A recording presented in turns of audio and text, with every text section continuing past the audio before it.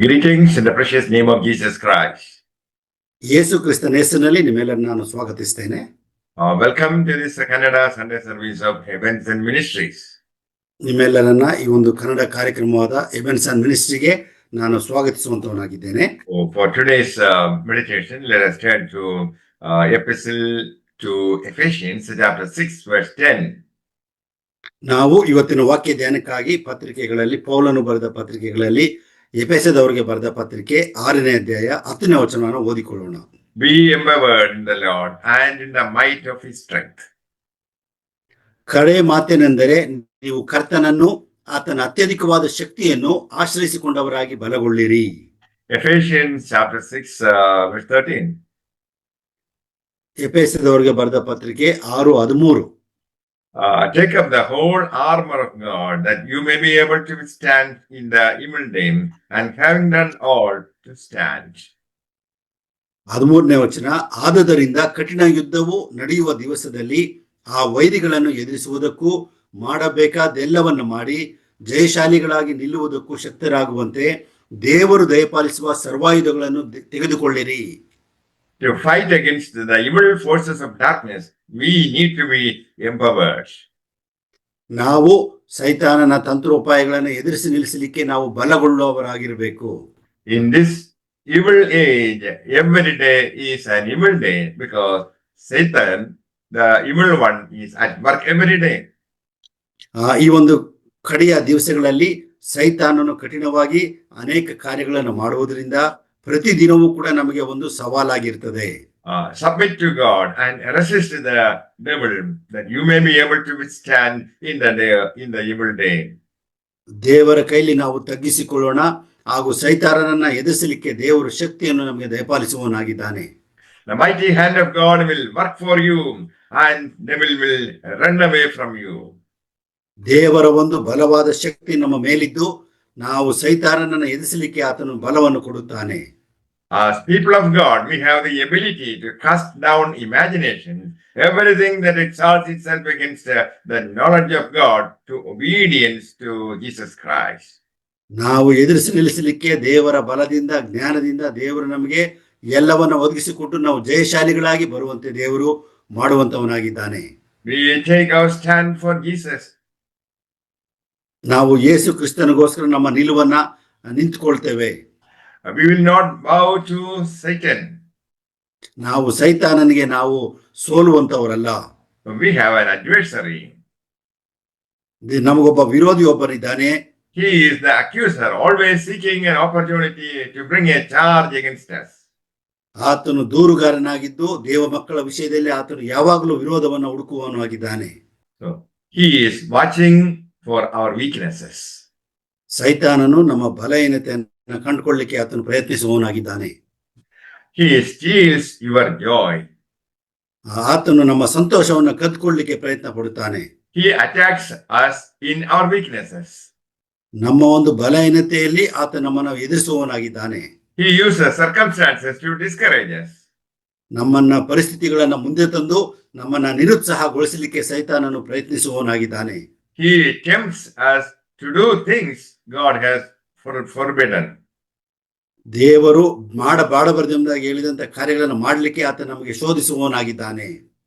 Every day the world, flesh and the devil are seeking to lure us to sin, faithlessness, disobedience and rebellion against God.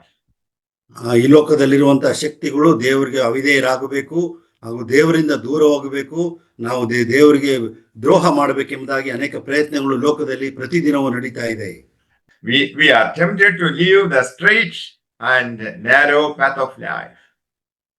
ನಾವು ನಮ್ಮ ಶೋಧನೆಗಳನ್ನ, ನಮ್ಮ ಕಷ್ಟಗಳಿಂದ ನಾವು ಬಿಡುಗಡೆ ಹೊಂದಲು ಅನೇಕ ಶೋಧನೆಗಳು ನಮಗೆ ಬರುವಂತದ್ದಾಗಿದೆ. He hits us when we are alone and vulnerable. ನಾವು ಒಬ್ಬಂಟಿಗರಾಗಿರುವಾಗ, ಬಲಹೀನರಾಗಿದ್ದಾಗ ಸೈತಾನನು ನಮ್ಮನ್ನು ಎದುರಿಸುವವನಾಗಿದ್ದಾನೆ.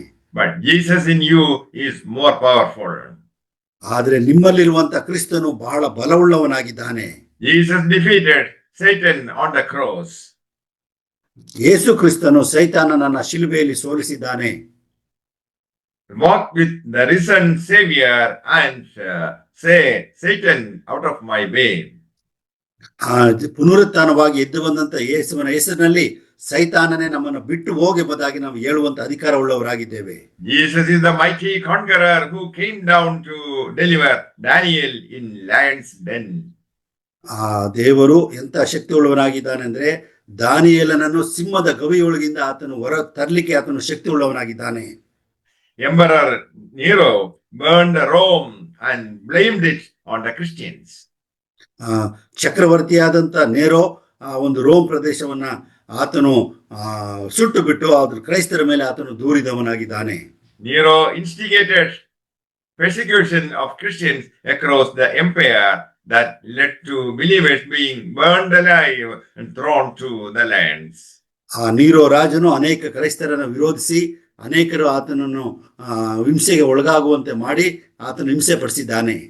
He eventually had Paul himself beheaded. ಅಂತಿಮವಾಗಿ ಪೌಲನನ್ನು ಕೂಡ ಆತನು ತಲೆ ಕತ್ತರಿಸಿ ಆತನನ್ನ ಮರಣಕ್ಕೆ ಒಪ್ಪಿಸಿಕೊಡುತ್ತಾನೆ. Nero was only a tool of Satan. ಆ ಒಂದು ನೇರೋ ಸೈತಾನನ ಒಂದು ಆಯುಧವಾಗಿ ಉಪಯೋಗಿಸಲ್ಪಟ್ಟಿದ್ದಾನೆ. We do not fight devil in our strength. ನಾವು ನಮ್ಮ ಸ್ವಂತ ಶಕ್ತಿಯಿಂದ ಸೈತಾನನ ಎದುರಿಸಲಿಕ್ಕೆ ಸಾಧ್ಯವಿಲ್ಲ. God himself fights for us. ದೇವರು ತಾನೇ ನಮ್ಮ ಪರವಾಗಿ ಹೋರಾಡುವವನಾಗಿದ್ದಾನೆ. Stand up for Jesus. Stand in his strength alone. ನಾವು ಕ್ರಿಸ್ತನಿಗಾಗಿ ಆತನ ಬಲದಲ್ಲಿ ನಾವು ಬಲವುಳ್ಳವರಾಗಿ ನಾವು ಜೀವಿಸೋಣ. Jesus won the greatest battle when he died for our sins and rose again. ಆತನು ಯೇಸು ಕ್ರಿಸ್ತನು ತನ್ನ ಮರಣದ ಮುಖಾಂತರವಾಗಿ ಆತ ನಮಗೆ ಜಯವನ್ನ ಬಲವನ್ನ ಕೊಟ್ಟಂತವನಾಗಿದ್ದಾನೆ. You can't stand without a fight. ನಾವು ಹೋರಾಟವಿಲ್ಲದೆ ನಾವು ಗೆಲ್ಲಲಿಕ್ಕೆ ಸಾಧ್ಯವಿಲ್ಲ. Christianity is not for those who want to run and hide. ಕ್ರೈಸ್ತತ್ವವು ಓಡಿ ಹೋಗುವಂತ ಅಥವಾ ಅವತಿಕೊಳ್ಳುವಂತ ಒಂದು ಧರ್ಮವಲ್ಲ. Stand up for Jesus in the power of the Spirit and victory will be yours. ಕ್ರಿಸ್ತನಿಗಾಗಿ ನಾವು ನಿಂತಂತವರಾಗಿ ನಾವು ಬಲವುಳ್ಳವರಾಗಿರುವಾಗ ನಾವು ಜಯವನ್ನ ಹೊಂದಿಕೊಳ್ಳುತ್ತೇವೆ. God doesn't want you to sit depressed. ದೇವರ ಒಂದು ಉದ್ದೇಶ ನಾವು ದುಃಖದಲ್ಲಿ ಖಿನ್ನತೆಯಿಂದ ಇರಬೇಕೆಂಬುದಾಗಿ ಇಲ್ಲ. Arise and shine for the glory of God. ನಾವು ಎದ್ದು ಕ್ರಿಸ್ತನಿಗೋಸ್ಕರ ನಾವು ಪ್ರಕಾಶಿಸುವಂತವರಾಗಿರಬೇಕು. May the Lord bless you all with these words. Amen. ಈ ಒಂದು ವಾಕ್ಯಗಳಿಂದ ದೇವರು ನಿಮ್ಮೆಲ್ಲರೂ ಕೂಡ ಆಶೀರ್ವದಿಸಲಿ. ಆಮೆನ್. Let us pray. ನಾವು ಪ್ರಾರ್ಥನೆಯನ್ನ ಮಾಡಿಕೊಳ್ಳೋಣ. ನಮ್ಮನ್ನು ಹೆಚ್ಚಾಗಿ ಪ್ರೀತಿ ಮಾಡಿದ ಪರಲೋಕ ತಂದೆಯಾದ ದೇವರೇ, ಈ ದಿನಕ್ಕಾಗಿ ಸ್ತೋತ್ರ. ನಾವೆಲ್ಲರೂ ಜೀವಿಸುವವರಾಗಿ ನಿನ್ನನ್ನು ಕೊಂಡಾಡುತ್ತೇವೆ, ಆರಾಧಿಸ್ತೇವೆ, ಘನಪಡಿಸ್ತೇವೆ. ನೀನು ಸೃಷ್ಟಿಕರ್ತ ದೇವರು, ಒಳ್ಳೆ ದೇವರು, ನಮಗೆ ಬಲಪಡಿಸುವಂತ ದೇವರು. ಸೈತಾನನನ್ನು ಎದುರಿಸಲಿಕ್ಕೆ ನೀನು ನಮಗೆ ಸರ್ವಾಯುಧಗಳನ್ನ ನಿನ್ನ ವಾಕ್ಯದಲ್ಲಿ ನಮ್ಗೆ ದಯಪಾಲಿಸಿದ್ದಿ. ನಿನ್ನ ಆತ್ಮನನ್ನು ಕೊಟ್ಟಿದ್ದಿ. ನಿನ್ನ ಹೆಸರನ್ನು ನಮ್ಗೆ ದಯಪಾಲಿಸಿದ್ದಕ್ಕಾಗಿ ಸ್ತೋತ್ರ. ನಾವು ಮಾತ್ರ ಹೋರಾಡದೆ ಸ್ವಾಮಿ, ನೀನು ನಮ್ಮ ಪರವಾಗಿ ಹೋರಾಡಿ ಜಯವನ್ನು ತಂದು ಕೊಡುವನಾಗಿದೆ, ಅದಕ್ಕಾಗಿ ಸ್ತೋತ್ರ.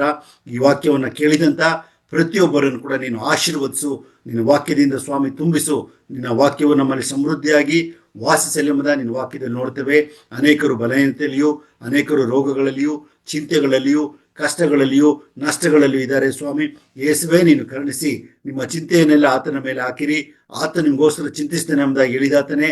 ಎಲ್ಲ ಚಿಂತೆ ಬಾಧೆಗಳಿಂದ ಬಿಡುಗಡೆ ಕೊಡು, ರೋಗಗಳಿಂದ ವಾಸಿ ಮಾಡು, ಎಲ್ಲ ಬಂಧನಗಳಿಂದ ಬಿಡುಗಡೆ ಕೊಡು.